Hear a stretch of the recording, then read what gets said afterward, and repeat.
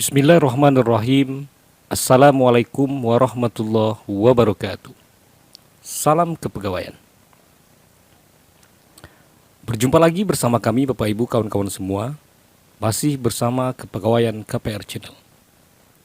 Pada kesempatan video kali ini, kita akan membahas tentang persoalan perubahan Peraturan Kepala BKN nomor 24 tahun 2017 menjadi Peraturan Kepala BKN nomor 7 tahun 2021 tentang tata cara pemberian cuti pegawai negeri sipil. Pada kesempatan video kali ini, kita akan membahas pada cuti berikutnya, yakni tentang cuti sakit. Apa-apa saja perubahan yang terjadi dalam pasal tentang persoalan cuti sakit, bisa kita lihat bahwa di dalam Peraturan Kepala BKN nomor 7 tahun 2021 ini, terdapat 15 poin tentang kriteria cuti sakit. Yang kalau kita lihat, di dalam Peraturan Kepala BKN nomor 24 tahun 2017 terdapat 17 poin tentang kriteria cuti sakit pegawai negeri sipil tersebut.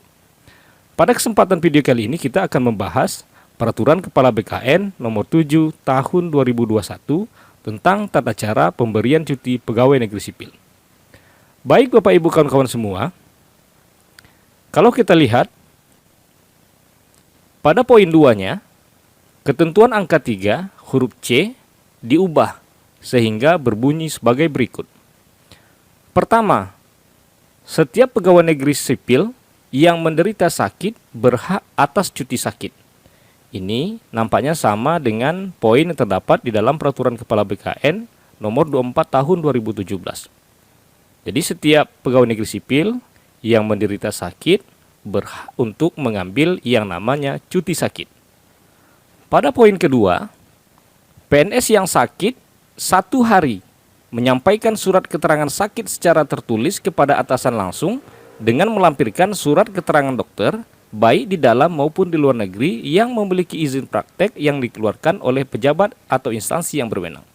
Jadi Bapak Ibu kawan-kawan semua, jika pegawai negeri sipil tersebut sakit selama 1 hari, maka dia mesti melampirkan surat keterangan secara tertulis dengan melampirkan surat keterangan dokter, baik dia berada di dalam ataupun di luar negeri dari dokter yang telah memiliki izin prakteknya.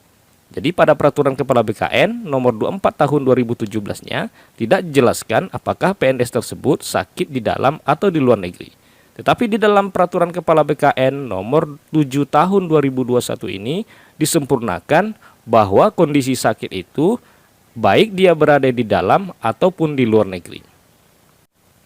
Pada poin ketiga bisa kita lihat, PNS yang sakit lebih dari 1 hari harus mengajukan permintaan secara tertulis kepada PPK atau pejabat yang menerima delegasi wewenang untuk memberikan cuti sakit dengan melampirkan surat keterangan dokter baik di dalam maupun di luar negeri yang memiliki izin praktek yang dikeluarkan oleh pejabat atau instansi yang berwenang. Jadi pada poin ketiga ini bisa kita lihat, jika pegawai negeri sipil tersebut sakitnya lebih dari 1 hari, maka mesti membuat surat permohonan untuk melaksanakan cuti sakit. Dan permohonan tersebut ditujukan ke pejabat pembina kepegawaiannya atau yang telah didelegasikan untuk kewenangan tersebut. Jadi bedanya dengan poin pertama tadi, jika poin pertama sakitnya hanya 1 hari, maka cukup membuat surat keterangan secara tertulis kepada atasan langsungnya dan melampirkan surat keterangan dokter baik dia di dalam atau luar negeri dari dokter yang telah mempunyai izin praktek dari pejabat yang berwenang. Sementara pada poin ketiga ini, jika sakitnya lebih dari 1 hari, maka mesti membuat permohonan untuk melaksanakan cuti sakit tersebut dan dikirimkan ke atasan langsungnya. Pada poin keempat Bapak Ibu kawan-kawan semua, pada poin keempat ini bisa kita lihat, surat keterangan dokter sebagaimana dimaksud pada angka 2 dan 3 paling sedikit memuat pernyataan tentang perlunya diberikan cuti, lamanya cuti, dan keterangan lain yang diperlukan. Jadi, pada posisi surat keterangan dokter tersebut atau isi dari surat keterangan dokter tersebut berisikan tentang pernyataan dari dokter tersebut tentang perlunya diberikan cuti, berapa lamanya cuti yang diberikan oleh dokter tersebut, atau berapa rekomendasi yang direkomendasikan oleh dokter tersebut, dan keterangan lain yang dibutuhkan untuk surat keterangan itu. Baik Bapak Ibu, selanjutnya kita masuk ke poin kelima. Cuti sakit sebagaimana dimaksud pada angka 3 diberikan untuk waktu paling lama 1 tahun. Jadi Bapak Ibu sekalian, kalau kita merujuk kepada poin 3 tersebut adalah pegawai negeri sipil yang sakitnya lebih dari 1 hari. Maka pada poin 5 ini dijelaskan bahwa lamanya cuti sakit itu boleh diberikan paling lama 1 tahun. Jadi untuk cuti sakit ini, pada poin 5 ini disebutkan bahwa lamanya adalah 1 tahun. Selanjutnya pada poin 6, jangka waktu cuti sakit sebagaimana dimaksud pada angka 5 dapat ditambah untuk paling lama 6 bulan apabila diperlukan berdasarkan surat keterangan tim penguji kesehatan yang ditetapkan oleh menteri yang menyelenggarakan urusan pemerintahan di bidang kesehatan. Jadi Bapak Ibu kawan-kawan semua, jika pada poin 5 dijelaskan bahwa lamanya cuti sakit tersebut selama 1 tahun, tetapi pada poin 6-nya ditambahkan, andaikan selama 1 tahun pegawai negeri sipil tersebut belum sembuh, maka dapat ditambah 6 bulan ke depan berdasarkan tim penguji kesehatan dari pemerintah. Selanjutnya pada poin 7 Bapak Ibu. Poin 7 bisa kita lihat, PNS yang tidak sembuh dari penyakitnya dalam jangka waktu sebagaimana dimaksud pada angka 6 harus diuji kembali kesehatannya oleh tim penguji kesehatan yang ditetapkan oleh menteri yang menyelenggarakan urusan pemerintahan di bidang kesehatan. Selanjutnya pada poin 7 ini kembali dijelaskan, andaikan pegawai negeri sipil tersebut setelah penambahan dari 1 tahun, maksudnya setelah ditambah 6 bulan kemudian, artinya 1 tahun 6 bulan, juga belum sembuh, maka pegawai negeri sipil tersebut diuji kembali kesehatannya oleh tim penguji kesehatan yang telah ditetapkan oleh menteri yang menyelenggarakan di bidang kesehatan. Jadi setelah 1,5 tahun atau 1 tahun 6 bulan, PNS tersebut juga belum sembuh, maka diuji kembali kesehatannya, apakah memang ada harapan untuk sembuh atau tidak nantinya.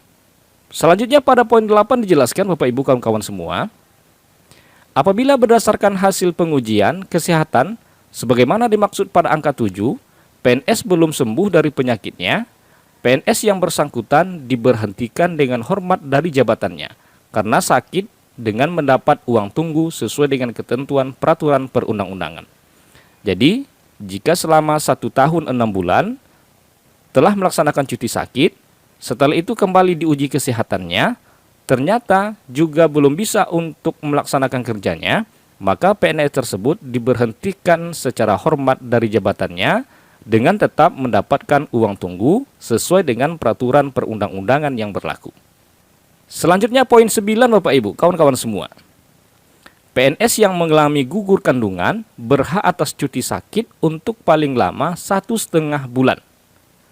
Jadi pada poin 9 ini dijelaskan bagi kaum perempuan, PNS yang perempuan yang mengalami keguguran kandungannya, maka pegawai negeri sipil tersebut berhak untuk melaksanakan cuti sakit yang lama pelaksanaan cuti sakitnya selama 1,5 bulan atau 1 bulan 15 hari. Selanjutnya pada pasal 10, untuk menggunakan cuti sakit sebagaimana dimaksud pada angka 2 dan angka 3, PNS mengajukan permintaan secara tertulis. Jadi, pada poin 10 ini ditegaskan bahwa jika PNS tersebut sakit, maka harus membuat surat permohonan pengajuan cuti sakitnya. Pada pasal 11, berdasarkan permintaan secara tertulis, sebagaimana dimaksud pada angka 10, atasan langsung atau pejabat yang berwenang memberikan cuti sakit. Jadi, berdasarkan permohonan dari PNS yang bersangkutan untuk melaksanakan cuti sakit inilah, pejabat yang berwenang akan memberikan cuti sakit nantinya. Jadi tetap berdasarkan permohonan dari pegawai yang bersangkutan. Pasal 12 atau poin 12, permintaan dan pemberian cuti sakit sebagaimana dimaksud pada angka 10 dan angka 11 dibuat menurut contoh dengan menggunakan formulir sebagaimana tercantum dalam lampiran 2 yang merupakan bagian tidak terpisahkan dari peraturan badan ini. Jadi Bapak Ibu, pada poin 12 ini biasanya ini sudah tersedia pada pengelola kepegawaian instansinya masing-masing. Jadi permohonan ini biasanya sudah disediakan oleh pengelola kepegawaiannya di instansi masing-masing. Jadi biasanya pegawai yang bersangkutan tinggal mengisi sesuai dengan data yang ada Bapak Ibu sekalian. Selanjutnya pada poin 13, PNS yang mengalami kecelakaan dalam dan oleh karena menjalankan tugas kewajibannya sehingga yang bersangkutan perlu mendapat perawatan berhak atas cuti sakit sampai yang bersangkutan sembuh dari penyakitnya. Jadi pada poin 13 ini juga dijelaskan jika dalam pelaksanaan tugas kita, jika dalam pelaksanaan dinas kita terjadi kecelakaan kerja, maka PNS yang mengalami kecelakaan kerja tersebut boleh mengambil cuti sakit sampai penyakitnya sembuh. Selanjutnya pada poin 14, selama menjalankan cuti sakit, PNS menerima penghasilan PNS. Jadi penghasilan PNS selama melaksanakan cuti sakit tetap diterima oleh pegawai negeri sipil yang melaksanakan cuti sakit tersebut. Dan yang terakhir pada poin 15 Bapak Ibu, penghasilan sebagaimana dimaksud pada angka 14 terdiri atas gaji pokok, tunjangan keluarga, tunjangan pangan, tunjangan jabatan, dan tunjangan lainnya sampai dengan ditetapkannya peraturan pemerintah yang mengatur gaji, tunjangan, dan fasilitas PNS. Jadi yang terakhir inilah selama melaksanakan cuti sakit, PNS tersebut berhak mendapatkan penghasilan PNS. Adapun kriteria penghasilan PNS tersebut dijelaskan pada poin 15 ini.